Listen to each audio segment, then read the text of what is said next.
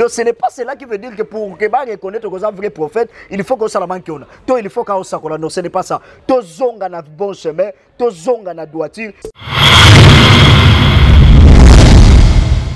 Tant ou déjà au bâtiment que nos yeux attendent $1000 au Keyozo Liango, mais sache-le très bien.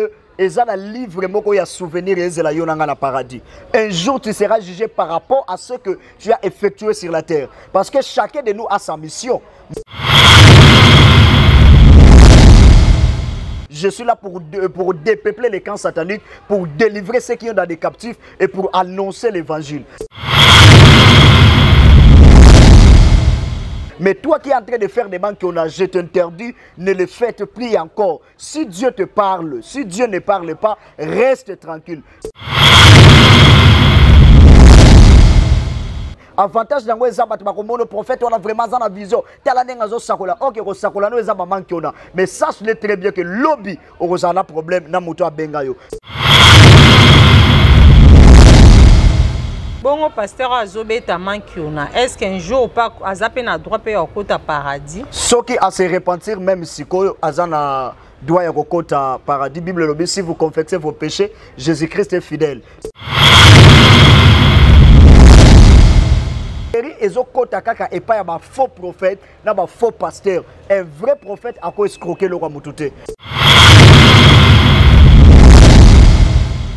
Les gens ne comprennent pas. Mungwa. Et ça parmi Babiloko Oyo, ils ont donné toute l'énergie spirituelle dans la vie à Moutou.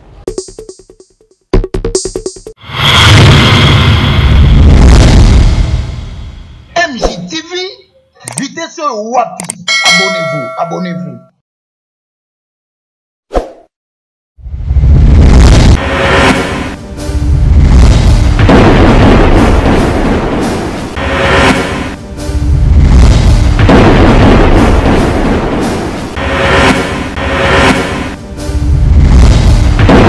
Voilà, merci Nandenge Boza et Bele pour na kolanda chaîne na binu bolingaka MJTV Mami Wanja et merci na Emoko, la première dame d'Orléans, madame Mami Wanja Motema, papa Misha et sans oublier na Keba Kota Bruxelles kuna na moni Emoko Major Pek muto Simbi Masolo na Bruxelles Major Pek bisikozali bambote na yo et bambote pe lisusu na Guilhem Makele moni na Paris bambote na bino nyonso ba abonné fidèle ya chaîne na biso MJ Télévision yona no s'abonner na chaîne OT occasion yango ya ko s'abonner ya ko aimer ba vidéo na biso ko commenter pe ko partager yango parce que ba commentaire na binwana et ça la biso vraiment bien na plateau na nga na zanga mon côté naza accompagné à prophète Christa Vita na ye vraiment tobeta ma solo ya o etali prophétie ba faux prophète tobeta pe sous ma solo ya o etali makiona parce que lelo penza escroquerie et continue église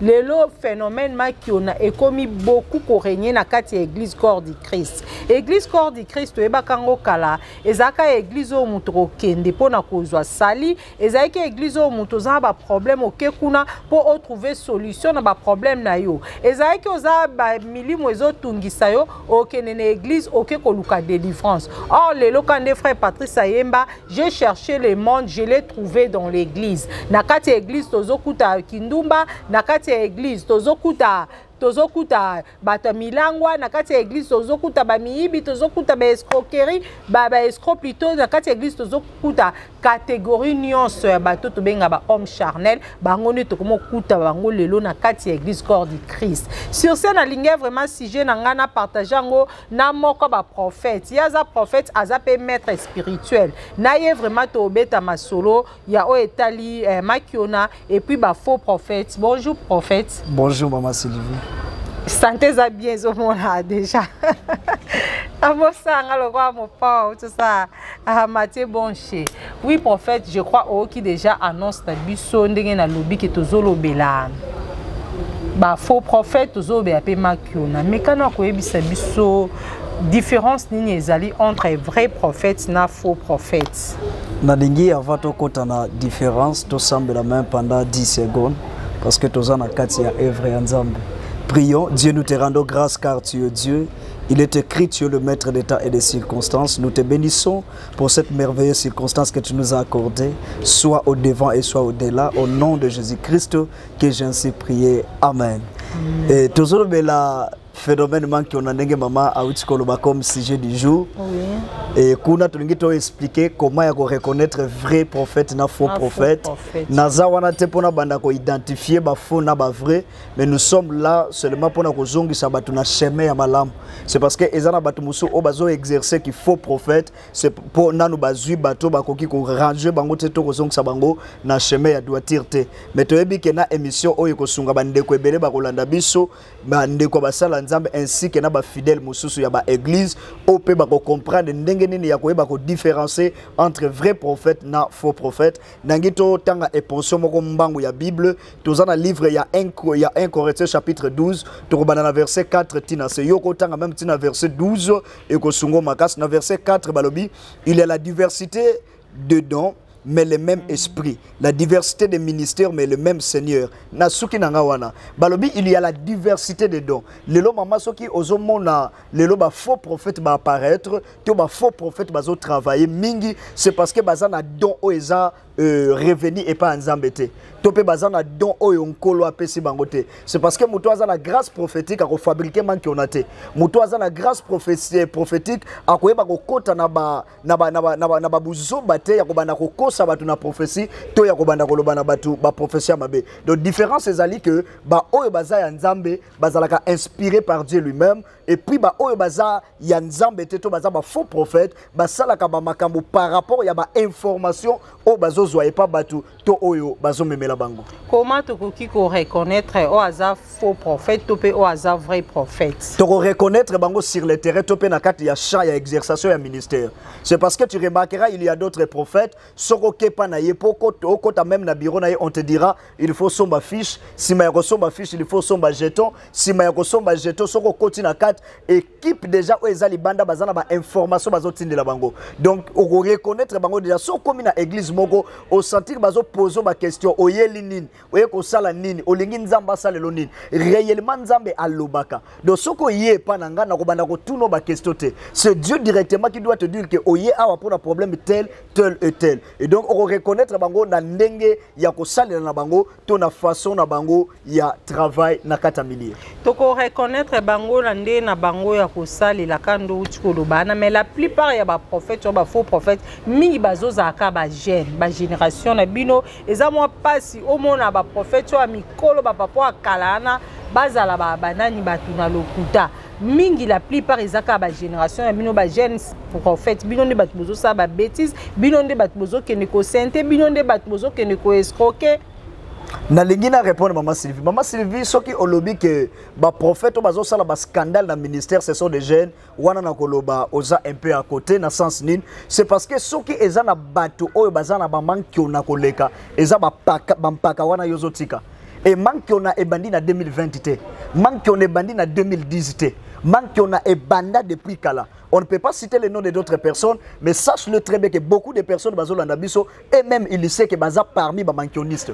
Donc tu remarqueras un peur et quelqu'un qui a déjà, on peut lui appeler même patriarche, mais en réalité il fait des mankiona. Donc pour vous dire, les mankiona ce n'est pas seulement pour les jeunes. Et beaucoup de personnes disent que ma prophète baza beaucoup plus ma jeune. Je peux t'envoyer dans le livre de Joël chapitre 2. Habite dans le dernier temps, je répandrai mon esprit sur les jeunes. Vos fils et vos filles prophétiseront. Donc prophétie est premièrement don et don.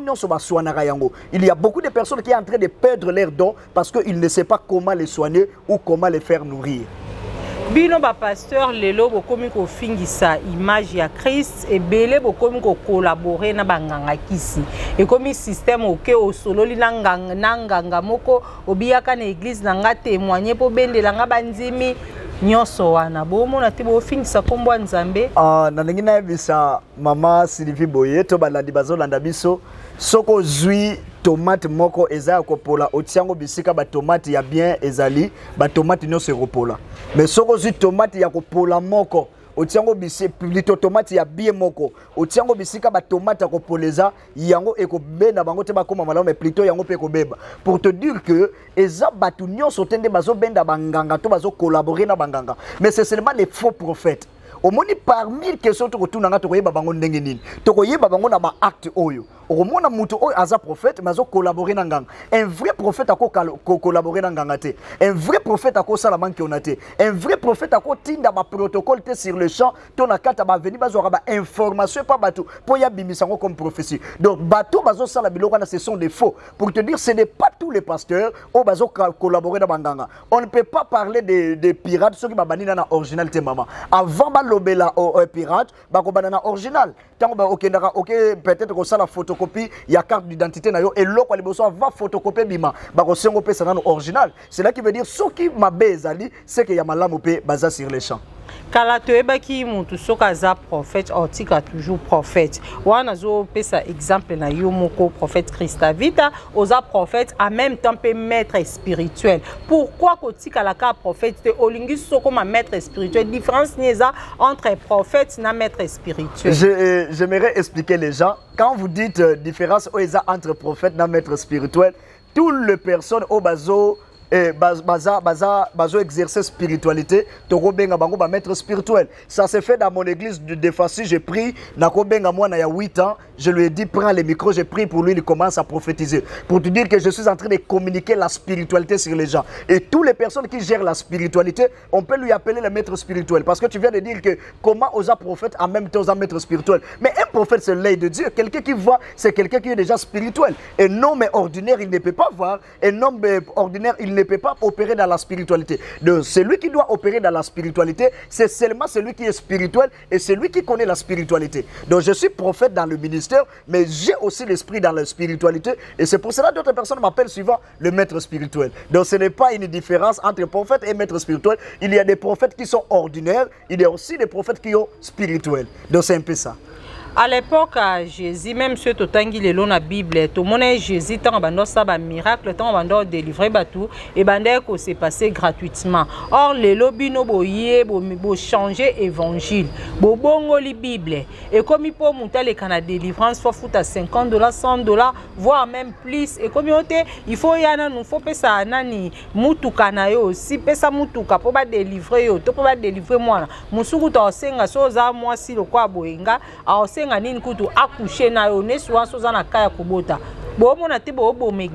c'est par là maintenant on reconnaît que Oyaza vrai Oyaza faux. Celui qui est un vrai prophète pour prier pour la muta osenga ye mutukate, akosenga ye offrande à $1000 te. Et j'aimerais te donner un petit exemple. Exemple, maman Sylvia est une église à prophète Christ Vita. Abike naza na problème ya ko concevoir. Nini na ko sala pona concevoir. Et bino ezape na ba fidèle mususu na obenda bino matoy. Bino pe bozo fingisa bakomba ba pasteur. Exemple oye pa nanga na ebisio ozana problème ya enfantement mais somba huile d'onction. Et tozana différentes sortes de huile d'onction. Toi na goya, toi na huile divine, toi na huile phara, toi na différents ba huile d'onction. Na na ba jar ba huile ebele. Et na kati ya ba huile na chaque huile ya na prix nango. Exemple huile divine tokolo ba eza 7000 francs. Mais huile phara peut-être de cause à la 19 000 francs. Tant on a besoin de 19 000 francs dans son melo huile, tu diras que prophète a kosinga. Mais si comme vous avez interprété que bazolia entre huile divine voilà na huile simple ka d'olive auto utilisé. N'a pas sa différence entre Suisse na Azir. Eza usine moko mais peut-être ils ont différents produits au bazo de la carte. Pour te dire que huile phara eza impéra et là ba prophète musuba la nanga tile loi huile phara te. Et là, le pasteur rebelle ba na ngati le loi il farate. Non, na ko la ki sate même si on a zanango sur les réseaux sociaux na ko la ki yango te parce que cause à la besoin nango faut ya lukanga pour sombango. Donc entre parenthèses pour vous dire que eza différent par rapport ya ba matière de fabrication. Exemple loso ya lio eza, loso makoma ezali, loso ainsi de suite ezali. Oyebi que sona somi makoma ezala rapport bana batonda. Sona somi o eza rapport papa lia sentir goût. Donc différence c'est ça dans moment d'utilisation dans la méthode d'utilisation nango. Depuis banda musalo ya ki prophète peut mettre spirituel okutana déjà na bakani bakamine nini prophète Christa Vita akuta nango abondela pepo na mutu pa bika mutu petit lelo aza en bonne mine. Naza premièrement soki ekozala na musicien o soka kolananga malgré na otanga kombota azande kwa mwasi azana problème azaki na problème ya nzoko na lokolo na ye et lelo que Dieu soit loué azo impacté ayebinga bien et puis toyeba bien ayebi même na église soki otali na banzembo ne ezo bima dernièrement na kopesa kombote ekobima le 10 octobre oyo omona abwaki to ka relaxer sport église na biso église impact prophétique Dieu vivant azana kaya nzoko et to naza parmi bato ba traiter parmi to me ngane muna traiter po akoma wana na ngai soko za maladie ya épilepsie et pas nanga épilepsie ça la 3 jours soko za problème ya ko concevoir na ko komelo ba plante naturelle et ba plante naturelle na l'action méthode d'utilisation nango et ba tumusu ba bengango entre parenthèses nzeta boko mais en réalité ce sont des plantes naturelles c'est parce que c'est Dieu qui l'a créé et à part ba ka ya ba épilepsie ba ka ya enfantement mbasu quelque soit misune bando kweya soko ye pa nanga ngate mna traiter kango me na ko tinda yo et pas ba berger na pesa rambongo te na pesa rambongo te ko pesa mbongo c'est trop dire tango obikisa mutu aza maadi ya nzoko mutu aza mbasu ata ezokwea poso ozobikisa seke mpe posambela mpe mutu abonga mpe na vie akoma mpe riche osala yango mais nakosambela mpo na ye mpo baporte efungwama c'est parce que prière edeblokaka baporte ezalaki fermé disons que prière eza parmi baarme oyo etiraka miracle mama kapache lelo oyo defa et pas plutôt mama Sylvie lelo oyo defo kozala na problème financier mais oye exemple na biso na osambela mpo na après une semaine okozwa mosala ntango ozwi mosala ça dit déjà que mon Dieu t'a donné du travail donc on semble peu pour la moto azana problème abiki ala bande ko musu bazana ba mikila poto bana ba problème aucun hôpital ba biso za na cirrhose des foies OK cirrhose des foies kana poto so benginga na téléphone na ko biso biloko oyo ko sala pe limwe kei okoza na problème atana musika ngai na obligera mutute que pendant ça le service pour zala nanga même na musika na ko orienté yo au sali le service en puis aux huit solutions ba prophète bozoleka tous les jours presque tous les jours na ba médias na partout na médias nyonso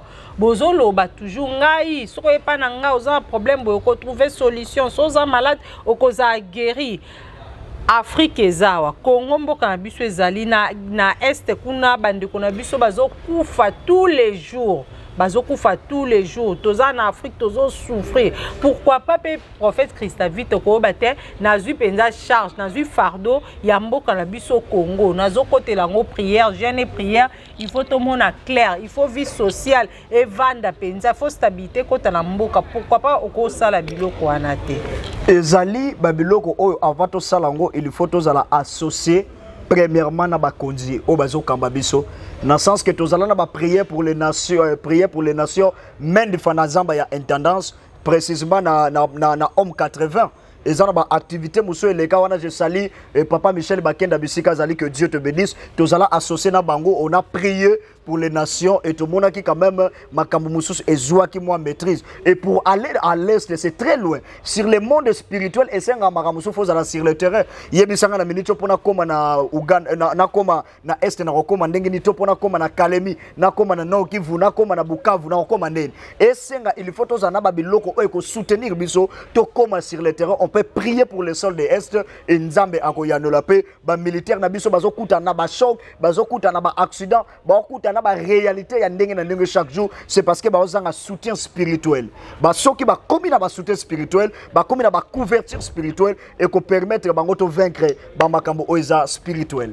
Voilà prophète tokotisko na deuxième partie émission na biso masolo ya ba faux prophète na vrai prophète to tiango entre parenthèses tokotisko na phénomène makiona o vraiment zo sala rage na kati ya mboka na biso Congo lelo ba prophète na place aloba ainsi dit l'Éternel parce que to ebi prophétie ezaka ainsi dit l'Éternel or prophétie ya lelo ezaso ainsi dit l'Éternel te ekomi makiona kala to ebaka ngote.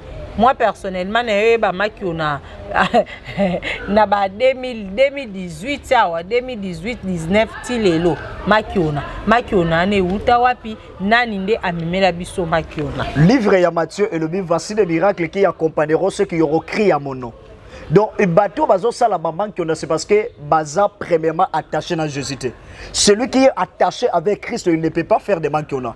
Pour te dire que bateau bazo sala manquiona maman, awa tout côté 1 Corinthiens chapitre 12. Alors il y a la diversité des dons. Bateau là parce que ba na don ya prophétie. Tu remarqueras aujourd'hui pasteur a besoin ka ba bengue prophète. On remarquer évangéliste a besoin ba bengue prophète. Donc nous sommes en train de rendre compte comme si ba ministère ou comme apôtre, comme évangéliste, pasteur et puis docteur ministère neti bato ba otiango misu te bato ba komi ko tia misu beaucoup plus na ministère aux prophétique yango zo mona bato bazo kota sko na buzoba mutazana don pastoral mais à s'introduire na kata monde prophétique tango azana don ya prophétie et ko tinde na mankiona donc pour dire à tout le monde qui est en train de m'écouter que ceux qui aux pasteurs reste par rapport à ministère on zamba accordaki yo donc ce comme un prophète tandis que tu n'as pas les dons prophétiques au ressort d'un scandale tandis que tu n'es pas des dons prophétiques au routine d'abattement zula ba information pour bête en cher tandis que aux dons prophétiques au routine d'abattement zula ba information ba memelo na bureau mais celui qui a les dons prophétiques il ne peut pas envoyer des gens pour aller prendre des informations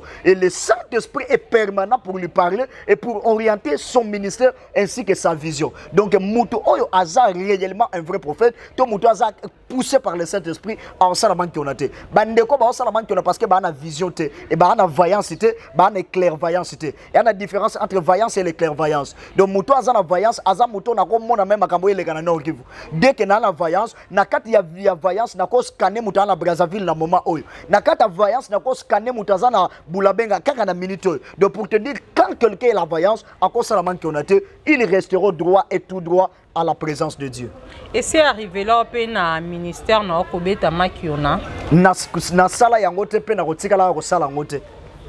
Et tant que les lozomona baninga na yo ba jeune serviteur voire même ba baza ba aîné na yo bazo pratiquer makiona ça te fait comment en tant que vrai prophète ezo de fanatangisa sakana ma ya mis parce que tant que bazo sala makiona on est en train de limiter le Saint-Esprit.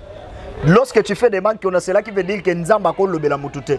Et ce qu'on y a dit que nzamba ko lobelo pesipe mutu message exact c'est là qui veut dire que tu ne peux pas faire les makiona au cause là ainsi dit l'Éternel. Moi ça arrive dans mon église des fois j'effectue un mois dans sa raté mais je prie seulement pour les gens je prêche et ça la des fois na bimi na campagne na libanda na dépenser mbongo na louer instrument ba podium na futi mbongo na l'état na sali campagne mais na sa qualité je prêche Jésus à la fin na yambisi batu Yesu na ke baptiser batu et c'est tout donc ce n'est pas cela qui veut dire que pour que ba reconnaître que ça vrai prophète il faut que ça la mankiona toi il faut qu'on s'accorde non ce n'est pas ça to zonga na bon chemin to zonga na droiture to zongi sa Christ na centre mateya to zongi sa Christ na centre ya ba pratique spirituelle na biso et on verra que ba mankiona et que ça la sous partage na binoté. Avantage nini pe ba désavantage nini eza na makiona parce que lelo ba msuba kuma omonango eza moyen moko pona bango ya ko se retrouver to pe ya kolia kitoko mais kana ko yebisa biso ba avantage pe ba désavantage eza na makiona avantage na weza tango beti makiona mutako peso $1000 au lieu mais même temps ozo kende ko lala mama Sylvie na ko mikosa mais na ko kosa conscience na ngate tango déjà au beti makiona ozo ata $1000 au keyozo liango mais sache-le très bien. Et ça, le livre moko ya souvenir et la yonanga na paradis.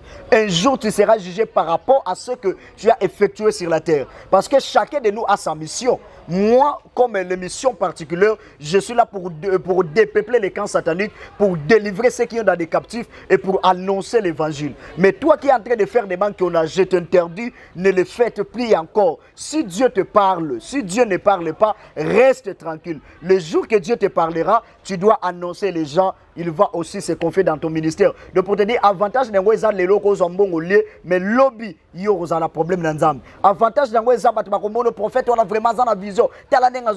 Ok, mais sache-le très bien que lobby, on a un problème dans le bengayo. Peuple ko betelo maboko, mais sache-le très bien Nzambe, a la kanda na yo, topé ana besoin au changer. Donc avantage dans weza okozo alelo mais lobby, okozo la naba problème na yemo Nzambe. Bon pasteur azobeta mankiona. Est-ce qu'un jour pas azape na droit pe okota paradis? Ce qui a se repentir même si ko azana doit y avoir paradis. Bible lobby si vous confessez vos péchés, Jésus-Christ est fidèle. Donc ce que confessez le loge nazaki muta mankiona, mais na ndimina tika mankiona. O l'équipe na chero yebisi bandimina yo. Que on a banaki kolobana bino zalaki ba mankiona, mais lelo na ndimina tika mankiona. Laisse-moi de vous dire que Nzamba ko limbisa yo, pe royaume ya Nzambe e kozala partage na yo.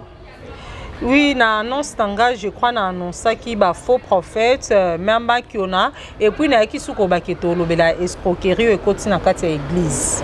Lelo ekomi mondimaid akendaki ateki lopangu na ye ou soit ake pa pasteur azui mbongo ake ko simba akosimbisa pasteur mbongo et après au mona pasteur oyo oluki bo pasteur aza soute akimi na mbongo.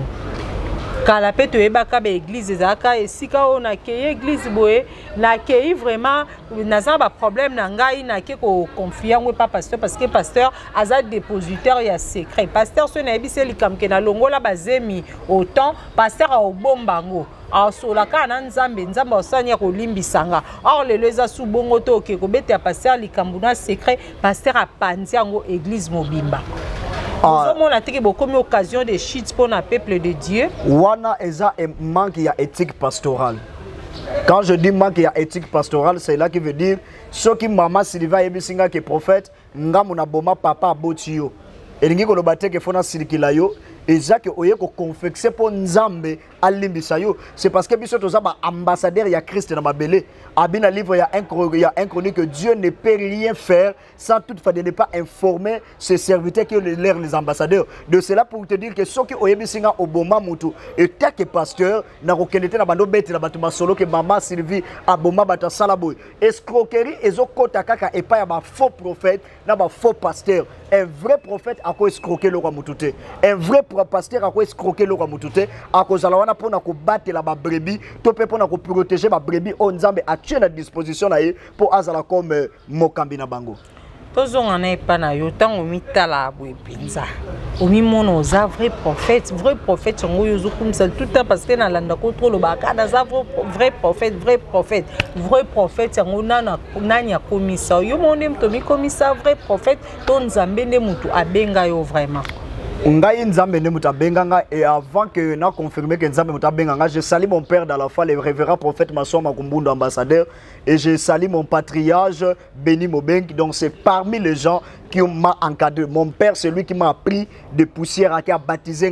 Moi, j'étais premièrement protocole à l'église. À un moment donné, je me suis arrivé sécurité du prophète. Après un temps, modérateur. Après un moment à l'intercession, un moment prédicateur. Et c'était arrivé à un moment, que un jour, je peux bâtir même l'église. C'est mon père qui m'a dit que Dieu m'a dit, tu dois aller faire l'œuvre de l'Éternel en dehors de cette vision.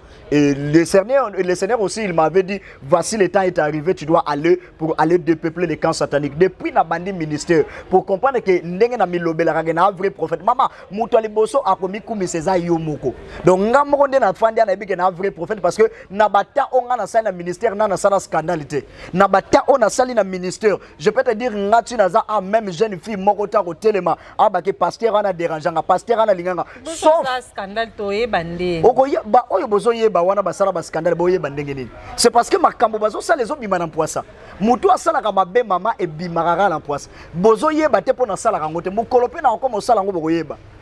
Donc pour te dire, ezo yeba na te pona sala rangote, pe na rotika la ko sala rangote. Depuis nazala ministère, je n'ai jamais fait une scandale. Nazala toujours dans les droits propres, nazala toujours dans les véritables chemins. Donc le jour que Christ m'avait dit, je t'ai donné l'émission d'aller peupler les camps sataniques. Biso ba auto banga anal parce que ma délivrance musuto salara. Soko za mutabama ki on a papa ola la te na butu. Donc, na lingara dans la sainteté, na communion fraternelle, et puis dans la intimité, il y a bien un Saint-Esprit. C'est parmi les locaux qui sont protégés. Donc, Singaloke, tu n'as pas combat Yesu.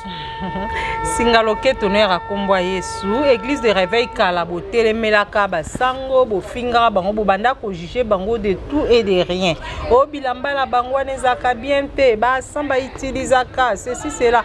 Or, Lelo, tu comme mona, la plupart à Babiloko, Basango, Basalilaka.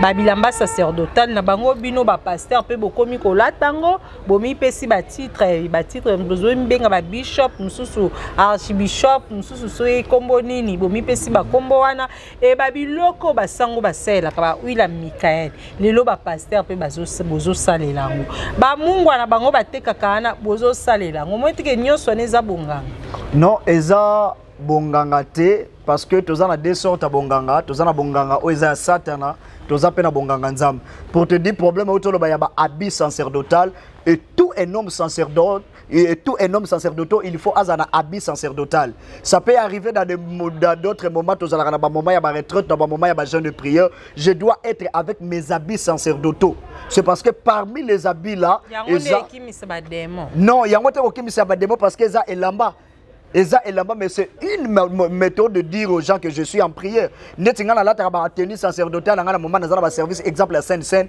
dans un service à délivrance, dans un service particulier, des moments où on a la taba habit sacerdotal. Et l'ingi kolobate que to soit to copier en église catholique non, c'est parce que batuna batubaza na liturgie na bango et batuna batubaza na habillement principal na bango. Exemple biso to la taba col pastoral, mais ezana ba église de réveil musu balinga col pastoral té.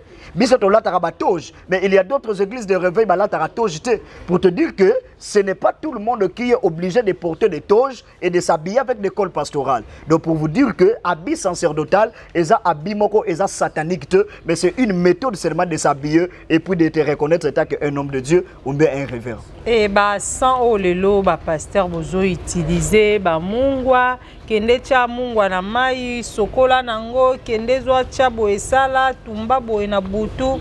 Les gens ne comprennent pas. Mungwa, et ça parmi Babiloko Oyo, ils ont donné toute l'énergie spirituelle dans la vie à Moutou. Parce que je peux te dire que au Koko Kenena Ezini Morote Baosala Mungwa. Mungwa va protéger Rango, va sécuriser et puis va distribuer Rango, mais va sala Rango. Cela qui veut dire que ça est loko Oyo Wita directement source dans Weza Mokonzam. Donc pour te dire que ceux qui va yebi so sala la Mungwa, est-ce que Moutou a yebi so sala la Mungwa? A yebi tilita Mungwa. Donc c'est un peu ça. Il faut qu'on y ait utilité à Mungo, il faut qu'on y ait basale la Mungo. Même c'est Michael. Est-ce que c'est obligatoire en tant qu'un pasteur il faut ça la selle Michael? Est-ce obligatoire en tant qu'un pasteur il faut ça la huile d'onction? Il faut écouter Dieu. Et ça n'a pas comme si on était ça arrive à non traiter quand même basse, non pas produit on a tchaka basse, mais je peux dormir l'esprit me dit pour basse moteur si là tellement muta bête à boire qu'elle a zanga yo soit tel ça la boy plus tard dans ça on va après 2 jours muta solution pour te dire que inspiration vient de l'Éternel. Prophète Christavit a tourné que malé benasuka émission na biso je crois que première partie émission na biso deuxième partie ekoya semaine prochaine prophète conseil nini okoyi kopesa na ba faux prophètes ba prophètes bazo pratiquer makiona conseil okoyi kopesa na bango conseil nazo pesa et pas bande connaissance lelo bezo utiliser ba makiona sache-le très bien. Royaume de Dieu est approche. Le lo oyo ko salaman qui on escroquer voiture à bateau. Mais voiture est sous qui si ma voiture té. OK, ceux qui osana droit chemin, on comprend que un jour nous avons repé son jet privé. Un jour nous avons repé ça yo biloko oyo envia. Pour te dire ndeko yo mutozo utiliser ba man qui on a laissé des man qui on a. Église tozongi sa Christ na centre. Quand on dit de christocentrique, c'est là qui veut dire que dans tout service, il faut que Christ est dans le centre. Dans toutes tes paroles, il faut que Christ est dans le centre. Le jour que tu dois remettre Christ au centre de l'église, c'est le jour que tu dois aussi bimana vie et tali baman kiona. Donc conseil dans que tika man kiona, nzamba zana posa a utiliser yo na ba domaine belé puis na ba vie ya batu et belé.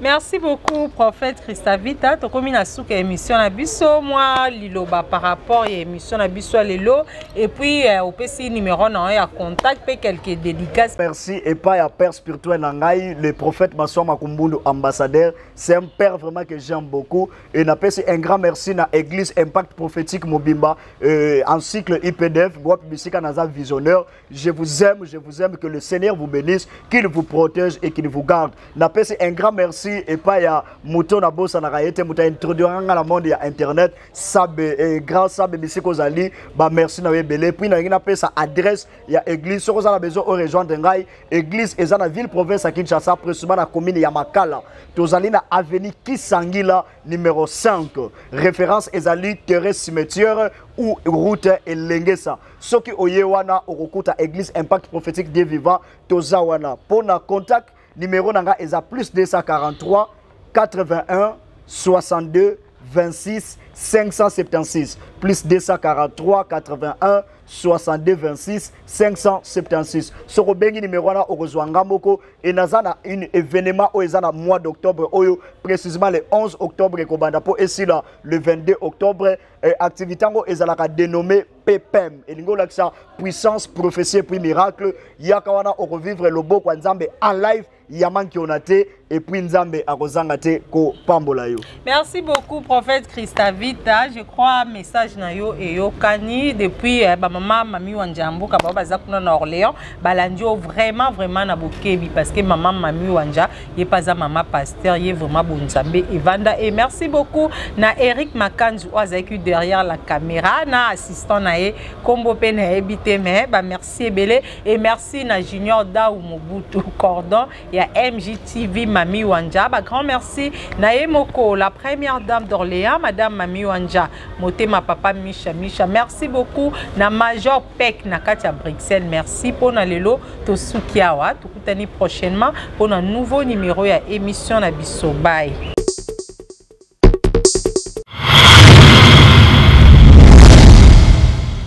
MJTV, vitesse wapi. Abonnez-vous.